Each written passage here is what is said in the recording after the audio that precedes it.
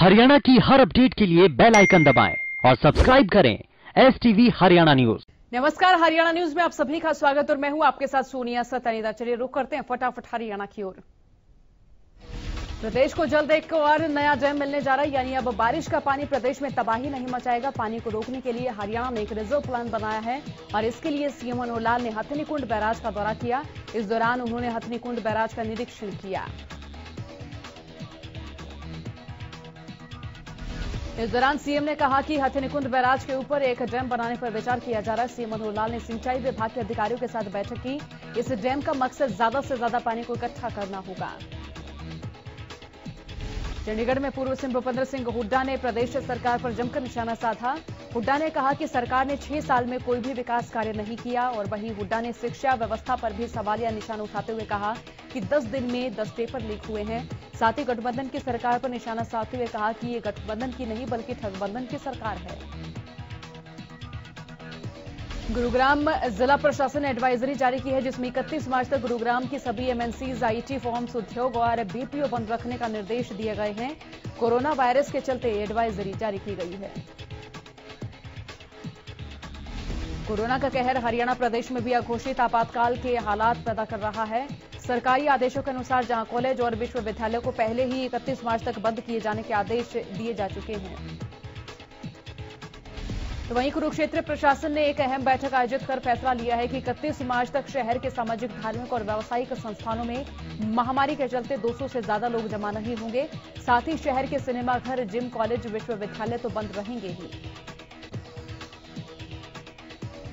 Corona के डर के चलते फतेहाबाद जिला कोर्ट में आने वाले सभी लोगों के हाथ सैनिटाइजर से धुलवाए जा रहे हैं और उसके बाद ही सभी को कोर्ट में एंट्री दी जा रही है। वकीलों और आम जनता दोनों के लिए ये नियम लागू किया गया है। बार एसोसिएशन के सहयोग से जिला कोर्ट के बाहर सैनिटाइज पॉइंट बना दिए गए हैं। और वहीं गुरुग्राम में भी कोरोना वायरस को फैलने से रोकने के लिए एहतियात के तौर पर माता शीतला देवी पूजा स्थल ने चैत्री नवरात्रि में लगने वाले मेले को बंद कर दिया है। बता दें कि गुरुग्राम के शीतला माता मंदिर में हर साल चैत्र महीने में मेले का आयोजन किया जाता है, लेकिन इस बार कोरोना के खतरे को देखते हुए मेले का आयोजन रोकने का फैसला किया गया। इसके साथ ही श्रद्धालुओं को मंदिर में दर्शनों के लिए नहीं कहा गया कि वो जाएं। कोरोना वायरस की बदौलत 400 साल पुरानी परंपरा भी दम तोड़ती नजर आई। रोहतक के शीतला माता मंदिर में श्रद्धालुओं कहीं भीड़ नहीं नजर आई। अक्सर इन दिनों लाखों श्रद्धालुओं से भरा रहने वाले मंदिर एक दो श्रद्धालु से ही नजर आ रहा था। वहीं मंदिर पहुंचे श्रद्धालुओं का कहना है कि कोरोना वायरस की वजह से वो मंदिर नहीं छोड़ सकते, आस्था नहीं छोड़ सकते, इसीलिए मास्क लगाकर भगवान के दर्शन करने आए हैं। कोरोना के बढ़ते मामलों के बाद प्रदेश का जेल प्रशासन भी पूरी तरह से सतर्क है। प्रदेश में कोरोना महामारी घोषित होने के बाद के कई अहम कदम उठाए जा रहे हैं। फरीदाबाद, अंबाला और सोनीपत में जेल प्रशासन ने ड्यूटी पर तैनात पुलिसकर्मियों को मास्क लगाने और वायरस को फैलने से रोकने के निर्देश जारी किए हैं और दिशा निर्देशों का पालन करने को कहा है। साइबर सिटी गुरुग्राम में कोरोना के दस्तक के बाद मास्क और सैनिटाइजर की डिमांड बढ़ गई है।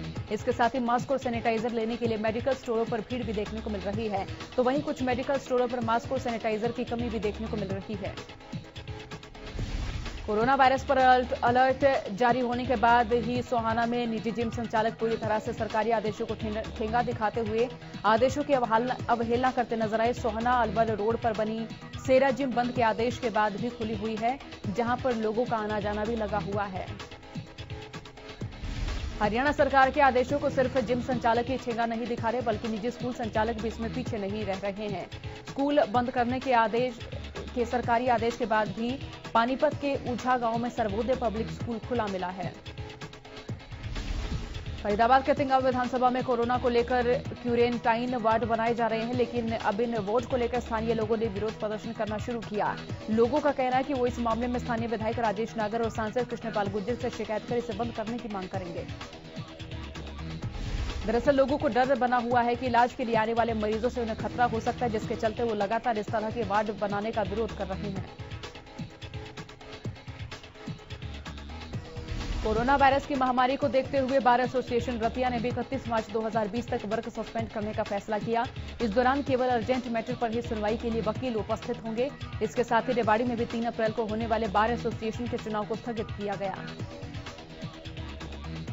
सोनीपत के नागरिक अस्पताल में कोरोना के मद्देनजर इलाज के लिए आने वाले सर्दी जुकाम और बुखार से पीड़ित लोगों के लिए अलग से फ्लू ओपीडी शुरू की गई है। फ्लू कॉर्नर के नाम से ओपीडी में खांसी, बुखार और जुकाम के 164 मरीज पहुंचे और इन सब मरीजों को अन्य मरीजों से अलग रखा जा रहा है। फ्लू कॉर्नर में डॉक्टर सुशील जैन की ओर से खांसी, जुकाम और बुखार से पीड़ितों की ओपीडी की जा रही है। ओपीडी के दौरान चिकित्सक और स्वास्थ्य विभाग के कर्मी मास्क लगाए दिखाई दिए। इसके अलावा चिकित्सक जांच के दौरान मरीजों से 1 मीटर की दूरी बनाए हुए हैं। फतेहाबाद के एक ही परिवार के 2 लोगों में कोरोना के लक्षण पाए गए। कुछ दिन पहले मां और बेटी दुबई से लौटी थी, जिसके बाद खांसी जुकाम की शिकायत होने पर दोनों ने टेस्ट करवाया। नागरिक अस्पताल में पहुंची मां बेटी के सैंपल रोहतक लैब में भेजे गए थे। गुरुग्राम के सेक्टर 10 के नागरिक अस्पताल में कोरोना वायरस को लेकर हेल्प डेस्क बनाया गया है। इस हेल्प डेस्क की सहायता से लोग कोरोना से संबंधित जानकारी हासिल कर सकते हैं।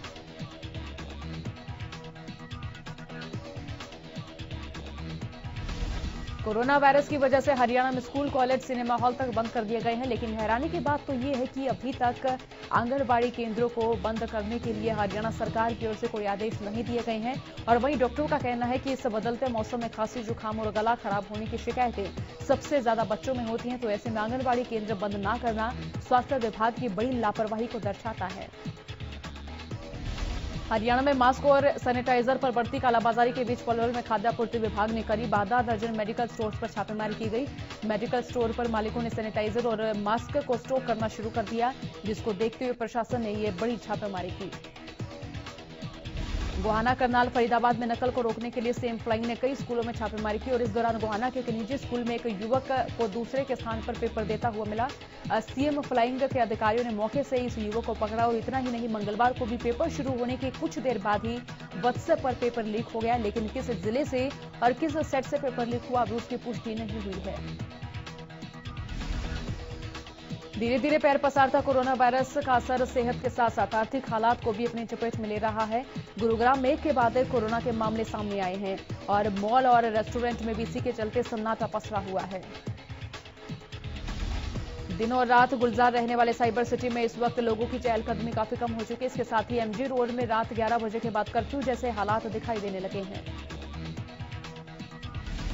और उधर कोरोना के बढ़ते मामलों को देखते हुए प्रशासन ने भी लोगों से सामूहिक कार्यक्रमों में सहभागी न होने की अपील की है। आपको बता दें कि कई कंपनियों ने 31 मार्च तक अपने सभी कर्मचारियों को वर्क एट होम के तहत काम करने के आदेश दिए। रोहतक के परीक्षा केंद्र पर अध्यापकों से 2 मोबाइल फोन बरामद किए गए। मोबाइलों में 11 तारीख को हुआ एक सॉल्व पेपर और मंगलवार वाला पेपर भी मिला, जिसके बाद हरियाणा विद्यालय शिक्षा बोर्ड के चेयरमैन राजवीर सिंह ने एफआईआर दर्ज करने के लिए आदेश दिए। सरसों की सरकारी समर्थन मूल्य पर खरीद के लिए हर जिले में 3 मंडियां अलॉट की गई हैं, जिनमें रेवाड़ी, बावल और कोसली मंडी भी शामिल है। मंडियों में खरीद को लेकर व्यवस्था बनाने के लिए कमेटी ने तैयारियां भी शुरू कर दी है। लाइटों से लेकर साफ सफाई पर भी विशेष ध्यान दिया जा रहा है। रतिया में बिजली बिल न भरने वालों पर अब विभाग की चाबुक चलने वाली है। विभाग ने बिल का बकाया 2 दिन में चुकाने की चेतावनी दी, वरना उनका कनेक्शन काट दिया जाएगा। बताया जा रहा है कि इन उपभोक्ताओं पर विभाग को करीब 5 करोड़ का बिल लेना है और 5 करोड़ का बिल बकाया है। इनमें शहरी और ग्रामीण उपभोक्ताओं का 2.5 करोड़ का बकाया बिल शामिल है। विभाग का साफ तौर पर कहना है कि अगर भुगतान नहीं किया जाएगा तो कनेक्शन काटना उनकी मजबूरी होगी। फरीदाबाद के संतनगर में अवैध तरीके से वाटर प्लांट चलाया जा रहा है और इस प्लांट में पानी और बिजली चोरी के अलावा रसोई गैस का धंधा भी चलाया जा रहा है। इसमें अवैध तरीके से बड़े सिलेंडर से छोटे सिलेंडर में गैस भरी जा रही है और ये कालाबाजारी संतनगर की छोटी गलियों में बेसमेंट में की जा रही है। कोरोना वायरस को लेकर पंचकुला के शक्तिपीठ श्री माता मनसा देवी मंदिर में श्रद्धालुओं का आना जाना बंद कर दिया गया है और जिसकी वजह से लोग अब मनसा देवी मंदिर के दर्शन नहीं कर पाएंगे। वहीं मामले की जानकारी देते हुए मुख्य कार्यकारी अधिकारी एमएस यादव ने बताया कि 25 मार्च को नवरात्रि मेले को भी रद्द कर दिया गया है। इसके साथ ही बताया कि श्रद्धालु माता मनसा देवी की वेबसाइट पर लाइव दर्शन कर सकते हैं। माता मनसा देवी के सभी कपाट खुले रहेंगे और पूजा अर्चना भी की जाएगी, लेकिन श्रद्धालु प्रत्यक्ष रूप से माता के दर्शन नहीं कर पाएंगे। इसके साथ ही उन्होंने कहा कि अब हालात सुधरने के बाद ही श्रद्धालु मंदिर के दर्शन कर पाएंगे। फतेहाबाद के टोहाना में 8 दुकानों पर चोरी की वारदात के बाद व्यापारी भड़क गए। भड़के व्यापारियों ने थाने का घेराव कर जमकर नारेबाजी की। दुकानदारों ने पुलिस पर लापरवाही का आरोप लगाया और व्यापारियों का कहना है कि चोरी की वारदात सीसीटीवी में भी कैद हुई है। तो वहीं डीएसपी का कहना है कि दुकानदारों की मांग पर गश्त बढ़ाई जाएगी।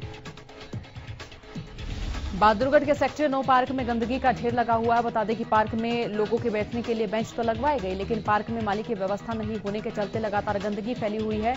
और इतना ही नहीं, शाम होते ही पार्क में नशेड़ियों का जमावड़ा लग जाता है। फरीदाबाद में अवैध निर्माण का कार्य काफी धड़ल्ले से चल रहा है। खासतौर पर बड़खड़ विधानसभा के एनआईटी क्षेत्र में धड़ल्ले से निर्माण कार्य चल रहा है, जहां पर ज्यादातर बिल्डिंगों के नक्शे पास नहीं हैं और अगर किसी के हैं भी तो वो रेजिडेंशियल के हैं। इसी रेजिडेंशियल के नक्शे पर कमर्शियल निर्माण किया जा रहा है, जिसके चलते नगर निगम को लाखों करोड़ों का नुकसान हुआ है। हालांकि अब नगर निगम ने कमर कस ली है। नगर निगम के कमिश्नर यश गर्ग ने कहा कि जल्द ही ऐसे निर्माणों पर कड़ी कार्रवाई की जाएगी और भविष्य में ऐसे निर्माणों को रोकने के लिए एक स्पेशल टीम बनाई जाएगी। बहादुरगढ़ की सब्जी मंडी में अवैध कब्जे करने वाले दुकानदारों और फड़ लगाने वालों के खिलाफ एक अभियान चलाया गया। इस अभियान के दौरान प्रशासनिक अधिकारियों ने सब्जी विक्रेताओं की ओर से किए गए अवैध कब्जे को हटाया। इतना ही नहीं, दुकानों के सामने रखे सामान को भी प्रशासन की ओर से जब्त किया गया। उकलाना के गांव बिठमड़ा में पिछले साल 10 एकड़ से ज्यादा गेहूं की फसल शॉर्ट सर्किट की वजह से जलकर राख हो गई।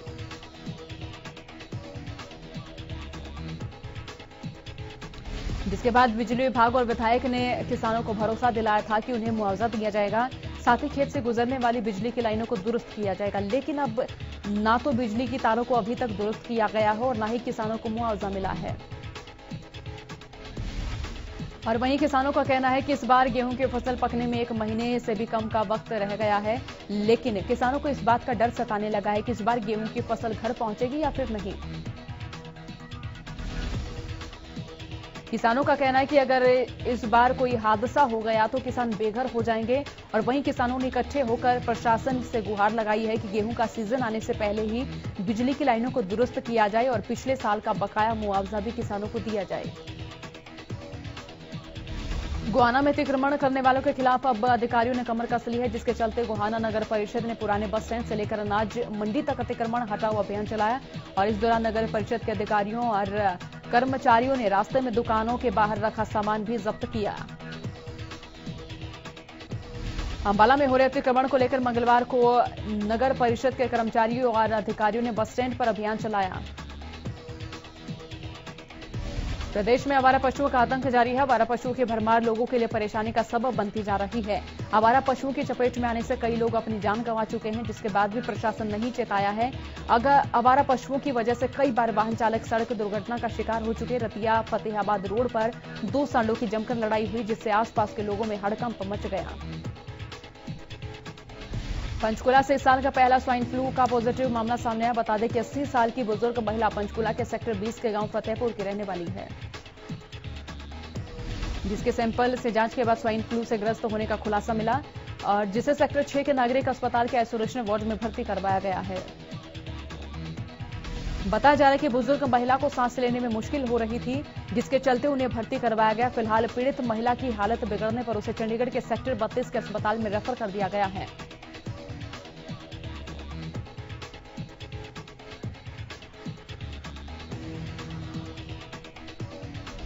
फिलहाल के लिए फटाफट हरियाणा में इतना ही। बने रहिए हरियाणा न्यूज के साथ। नमस्कार।